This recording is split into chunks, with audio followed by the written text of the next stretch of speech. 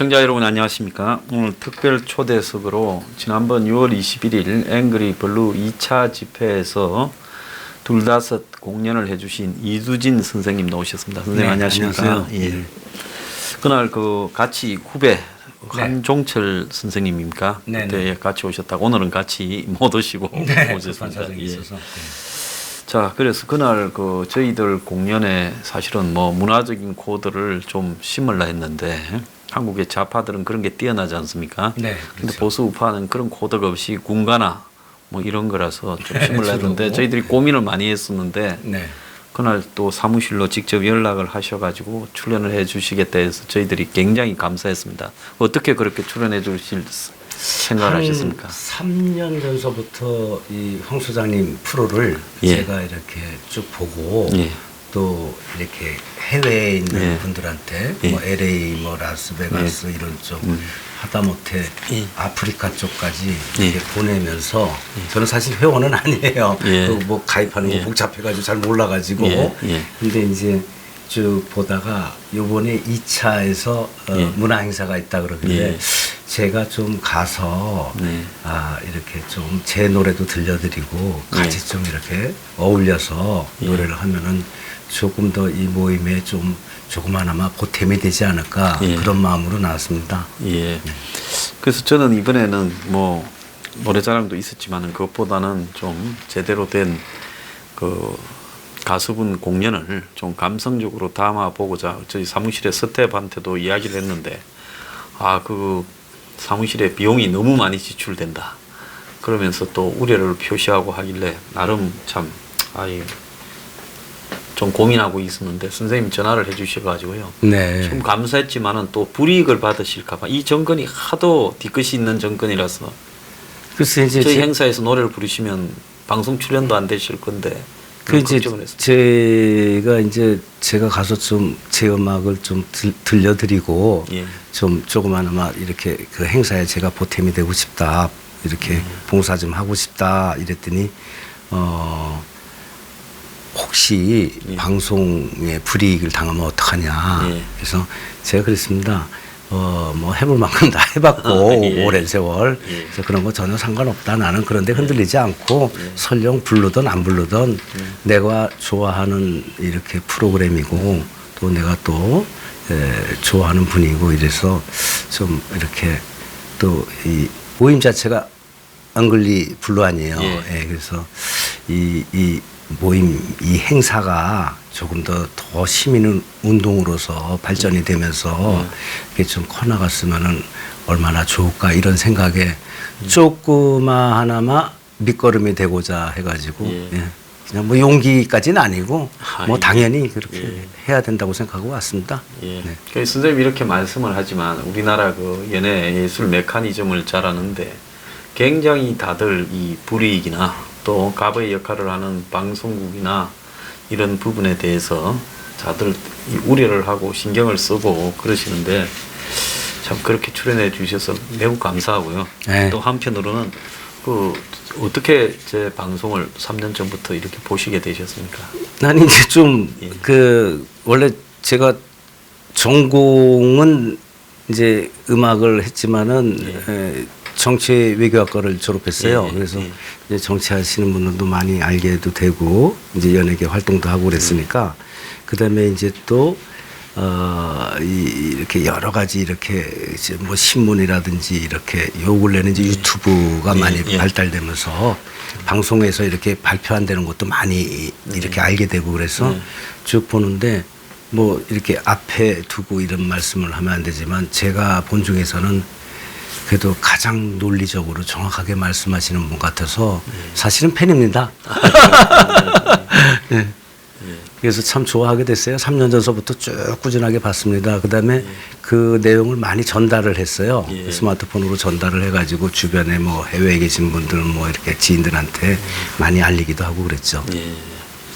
참 그래서 사실은 뭐 이렇게 아무나 할 수 있을 것 같지만 아무나 그렇게 하시기 어려운 부분이고요. 또 저희들이 뭐 전혀 개런티도 줄 그런 상황도 드릴 상황도 아닌데 그렇게 출연해 주셔서 참 감사를 합니다.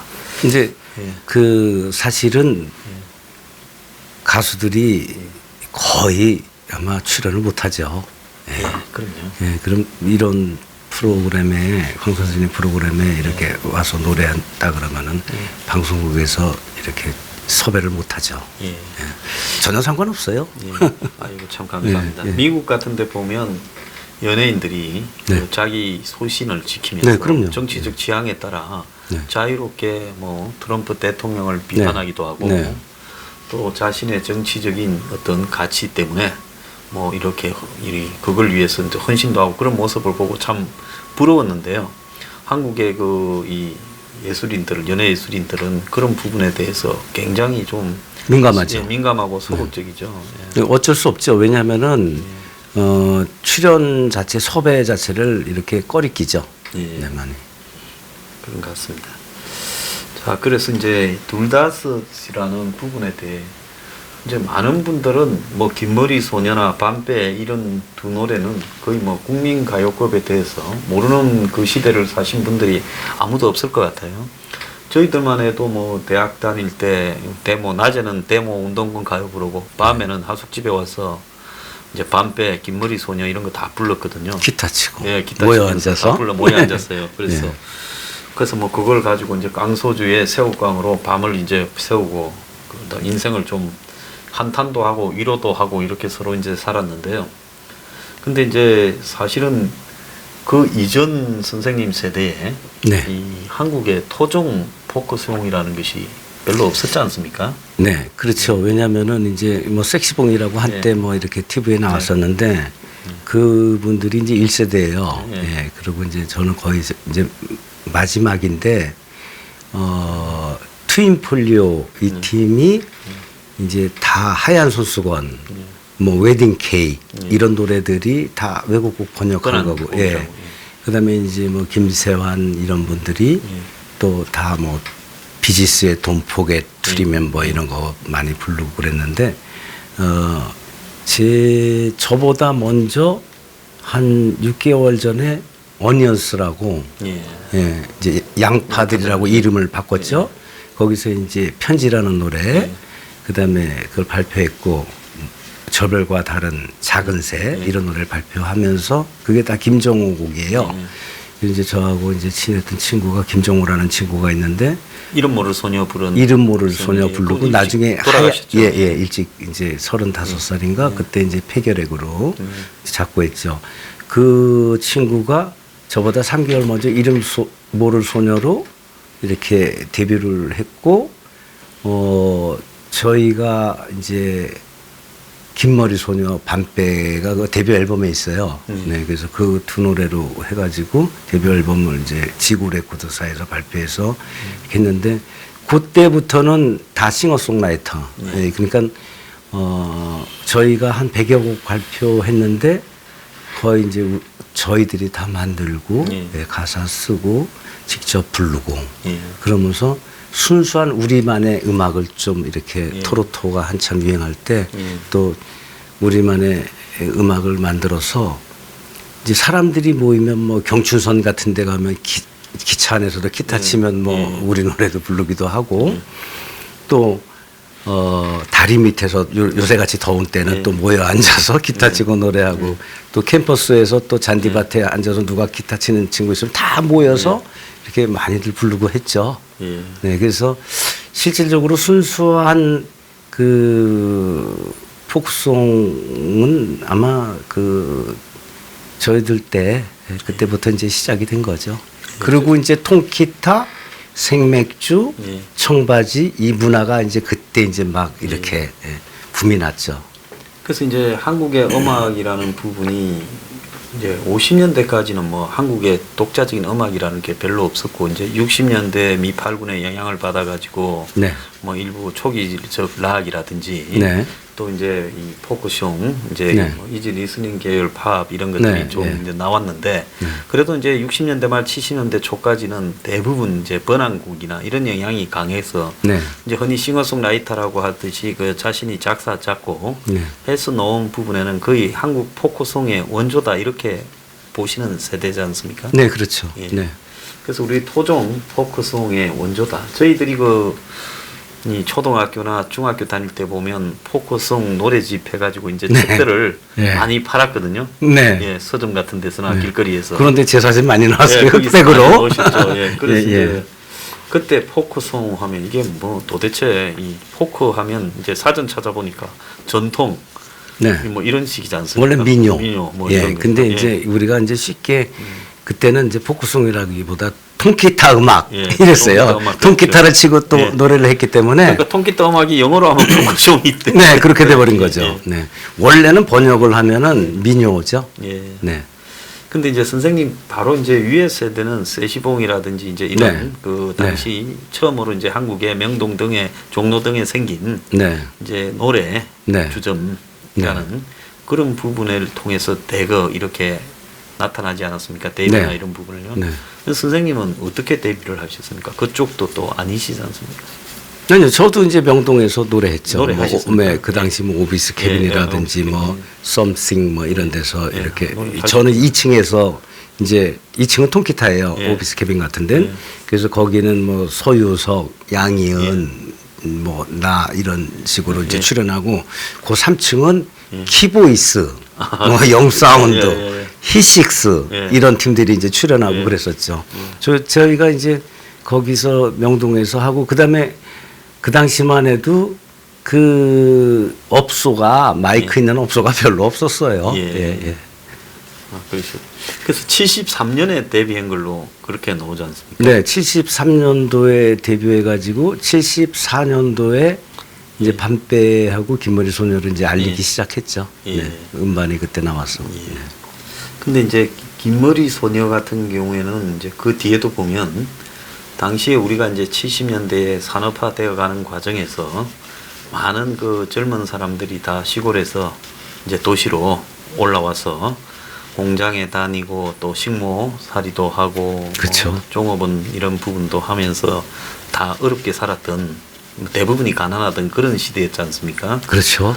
그래서 이제 긴머리 소녀라는 노래 속에 그때 이제 이 농촌을 떠나서 이촌 향도 도시로 와서 이제 공장에서 구로공단 당시 구로공단 정말 대단했지 않습니까? 네.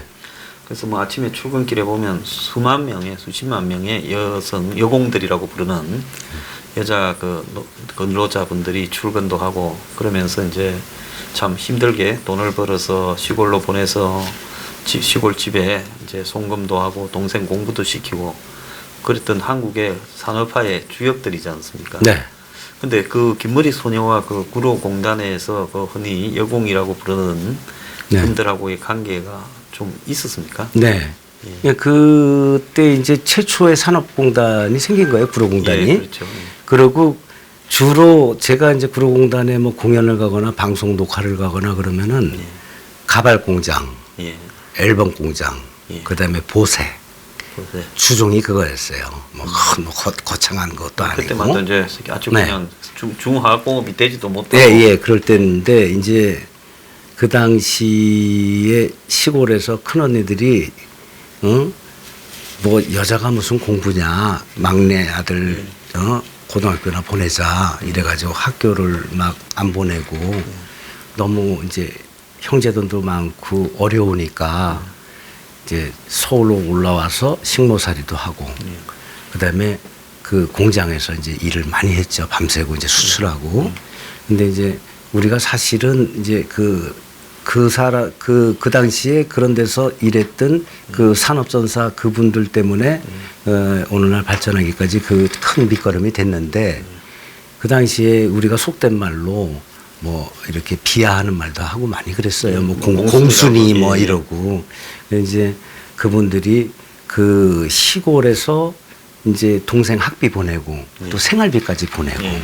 본인은 밤 늦게까지 막 어떤 때는 밤새고 야근 뭐 야근하고 그러면서 그래서 거기 그 당시에 이제 구로공단 거기서 뭐 방송 녹화를 간다거나 뭐 이렇게 공개 방송을 라디오에서 공개 방송을 간다거나 그럴 때는 한 번은 뭐 이제 그 당시 저보다 인기 있었던 김추자 뭐 이런 분들도 계셨어요. 예. 같이 방송을 하는데 제가 엄청나게 박수를 많이 받고 제가 나와서 긴머리 소녀를 부르면 막 울었어요. 예. 노래 따라 부르면서 고향 생각나고 그래서 그 가사가 개울 건너 작은 집에 긴머리 소녀야 그리고 맨 끝에 널 위해 기도하리라 하면서 그 큰 누나들의 그 애환 고마움 이런 거를 가사를 써서 만든 거죠.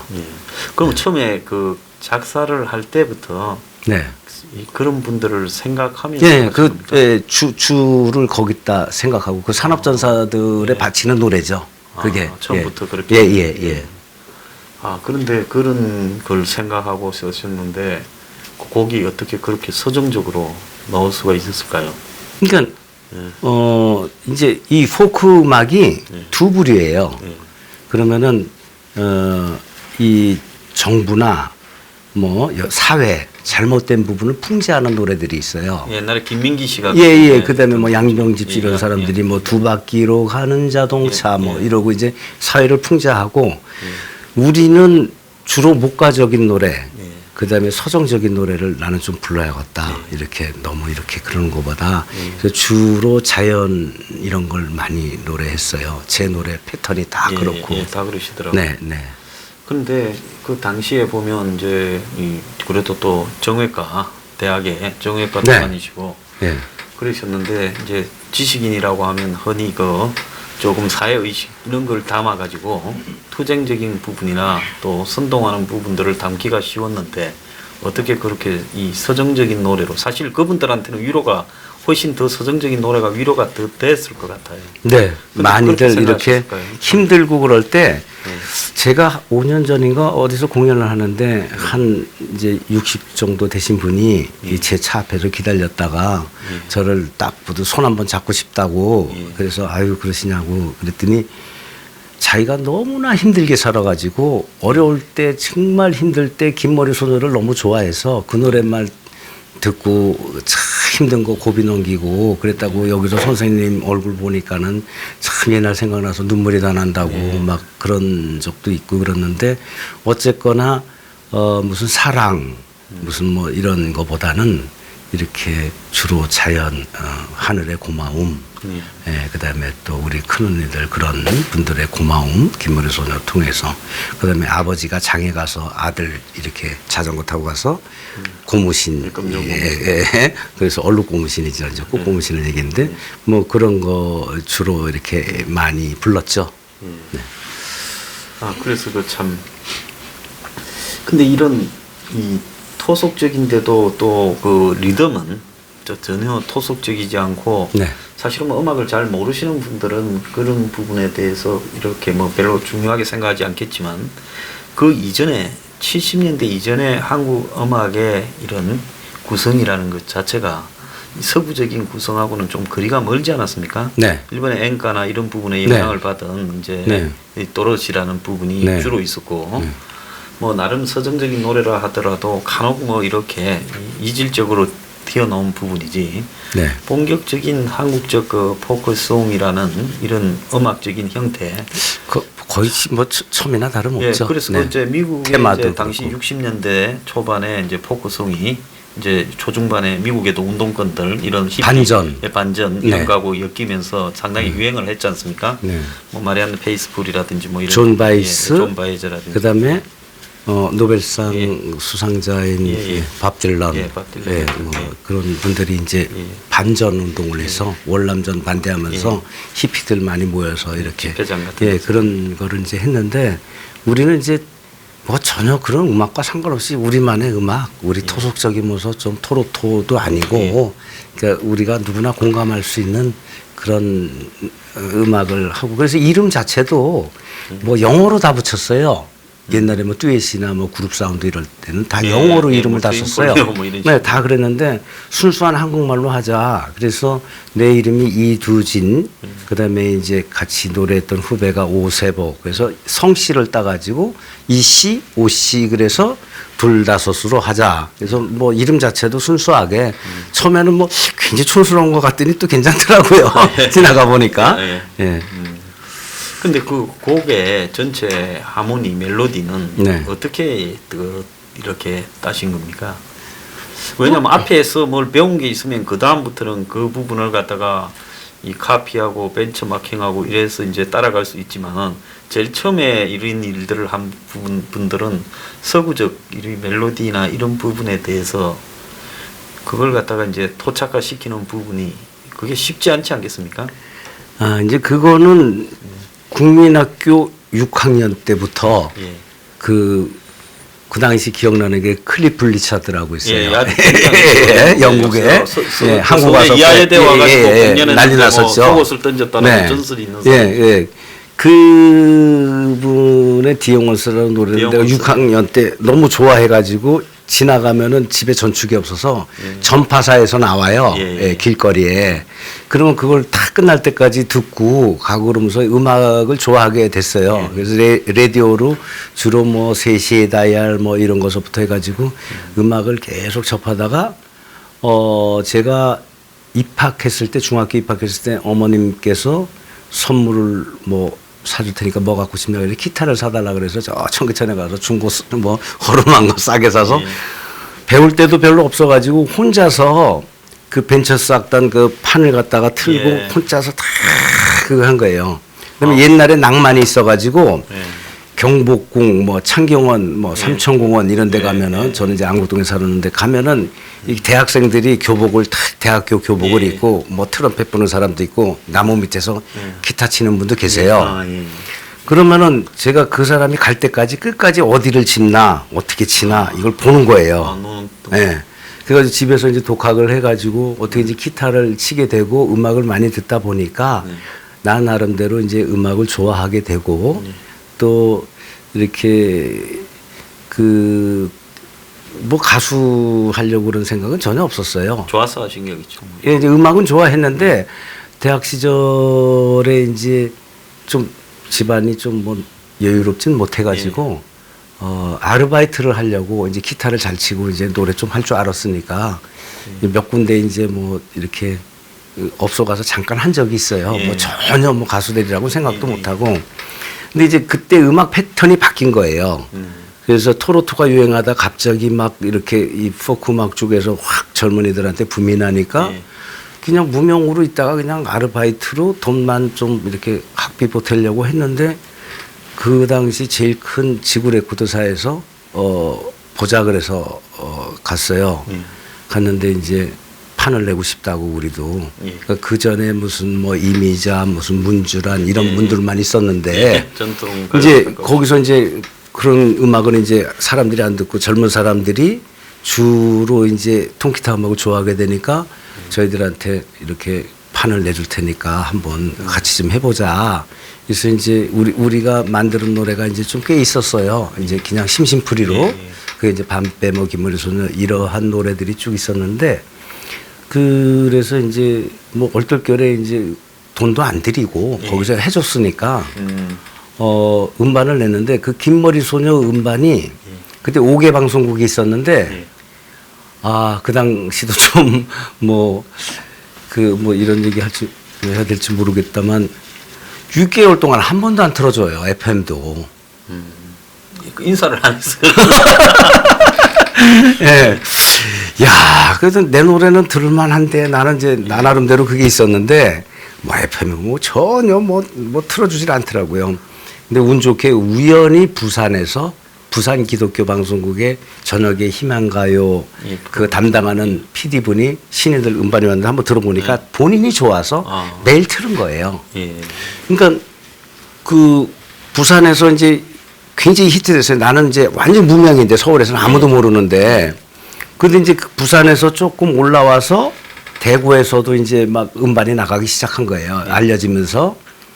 그러니까 이제 지구 레코드에서 저를 부른 거예요. 그랬더니 전속 계약을 하자. 아무 걱정하지 마라. 내가 알아서 다 선전할 테니까. 그랬더니 이제 뭐 한 일주일 있더니 하루에 2번씩 나오는 거예요. 6개월 동안 한 번도 안 나오다가. 이제 나이 생겼습니다. 이제 뭐 판주문이 오니까 너는 걱정하지 마라. 그래서 서울에서는 이제 하루에 막 2-3번씩 막 라디오로 나오더라고요. 그때나 뭐 지금이나. 근데 음악의 다양성 부분을 보자면 지금 같으면 그런 식으로 개인이 지방의 어떤 방송국에서 히트를 쳐서 이제 점차 번져와서 서울에 주요 이제 뭐 이 엔터테인먼트사와 계약을 하게 되는 이런 일들이 거의 없을 건데 그래도 그때는 이 뭐라고 다양성이라는 측면에서는 지금보다 좀 나았던 측면도 있는 것 같습니다. 그렇죠. 예. 예. 그런 것도 있는데 그 지금 뭐가 틀리냐면은 뭐 사람마다 다 자기가 이렇게 생각하는 게 틀리겠지만 지금 그 후배 가수 지금 젊은 애들이 노래를 잘 불러요. 연습을 많이 하고 예. 우리 때처럼 대충 부른 게 아니고 실력들은 좋은데 그 나는 내 음악을 고집했는데 사실 제 음악은 지금도 FM 같은 데서 많이 나와요. 예. 수시로 언제나 들어도 뭐 부담 없고 뭐 유행하고 상관없는 음악이니까 이제 수명도 길어지고 그런데 그 요새는 좀 이렇게 흥분하고 자극적인 노래가 많아요. 아, 젊은 그렇죠. 애들. 예. 그러면 과연 지금 청소년 애들이 내 노래를 중고등학교 때 좋아했던 사람은 지금도 불러요. 근데 그 이런 막 랩송 이런 거를 나중에 5, 60대에서 할 수 있을까? 그래서 말이에요. 네, 그다음에 또 내가 가장 그 안타까운 거는 지금 뭐 입시다 뭐다 여러 가지로 해서 이렇게 스트레스에 시달리고 그러는 청소년들이 참 내 음악 같은 밤배 같은 거 들으면서 이렇게 자랐으면 얼마나 마음적으로도 이렇게 정서적으로도 참 좋지 않을까 그런 아쉬움도 생각해 봐요. 네.